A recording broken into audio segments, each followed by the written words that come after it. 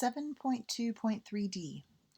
I'm trying to find a partial derivative at a point, and I have a multivariable equation. I have f of xy is equal to negative x squared y cubed on the top over x plus y quantity squared on the bottom.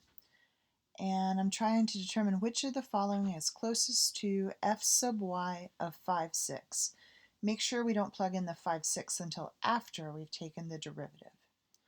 Alright, so to start, I want to rewrite f as negative 1 x squared y cubed, and then I'm going to bring the x plus y up to the top as x plus y to the negative 2 power. I have to either do the product rule in the form that I've written it, or do the quotient rule with what we were originally given. And I think the product rule is easier. So I have to rewrite it and then use the product rule because I see y's two different places. Alternately, like I said, you could have used quotient rule if you'd prefer. But because there's y's two different locations, we've got to use one or the other.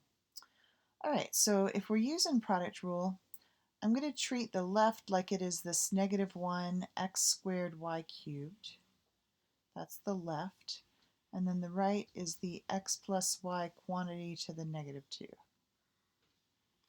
Alright, product rule went left times derivative right plus right times derivative left. You can say it as left d right plus right d left if you want, and it's a little catchy and you might remember it better. Alright, so then I want to write f sub y using that product rule. So I do the left just like it sits, negative 1 x squared y cubed times the derivative of the right would be, I have to use chain rule here, so that's going to be negative 2 comes out front, inside stays the same, it's supposed to be an x plus y, and then I'd use the power rule here to make that negative 3. So I have negative 2, inside stays the same, so the x plus y to the negative 3 power. Now I'll multiply by the derivative of the inside.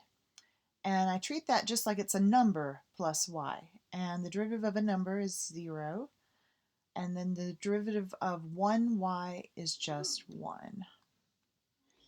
So that is the left times the derivative of the right. Now I want to say plus the right times the derivative of the left. So I write the right part just like it sits, x plus y to the negative 2 times the derivative of the left.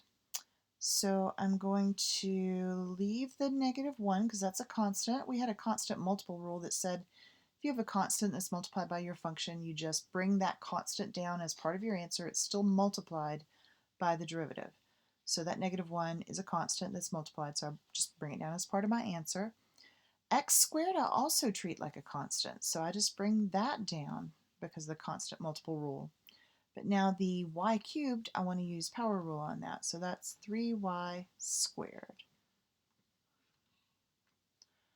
Okay, so before we plug in the 5 and 6, let's clean it up just a little bit, not crazy, but you can plug it in just like it sits if you want.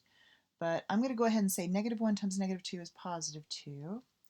And then that's the x squared y cubed.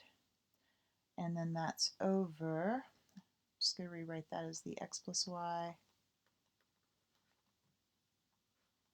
to the power of 3 plus, at this time I have, let's see, I could have made that a minus, but anyway, I have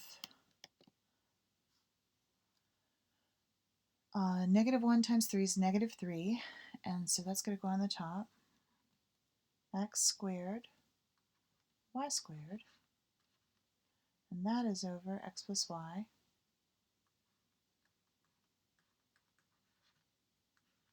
to the 2. Alright, so now we are ready to plug in to Excel using our x and our y. Now I made myself some headings here. I know this takes a little bit more time, but I find that if I'm organized about things, I made an x plus y column and an x column and a y column, I tend to make a lot less mistakes. And the nice thing about Excel too, if you do make a mistake, it's quick to go back and just change the formula or change the numbers that you typed in. So x plus y, 5 plus 6 would be 11. And then x is 5 and y is 6. Okay, so when I need an x, I'm just going to click on the 5. And when I need a y, I'm going to click on the 6. And when I need x plus y, I'm going to click on the 11. Like I said, probably overreacting, but I tend to make less mistakes when I'm organized. So I'm going to type in my formula now. It equals 2 times the x, which was the 5, squared to the power of 2, times the y, which is 6, to the power of 3. And it's nice that I don't have to use parentheses because I went ahead and found x plus y. I can literally just type in the x plus y, just click it, and say it's to the 3. So I just said divided by, and because of order of operations, it'll go ahead and do the C2 cubed before it does the division. So we're good there. And then I want to do that 11 to the power of 3. There we go. So I've got equals 2 times b2 to the power of 2 times c2 to the power of 3 divided by a2 to the power of 3. All right, then I want to say minus 3 times the 5, so I click that, squared, times the 6, also squared, and then divide by. I'm just going to click on the 11, also squared. All right, ready for the big reveal? Let's see if we get negative 14.2. All right, negative 14.19985, which definitely rounds to negative 14.2.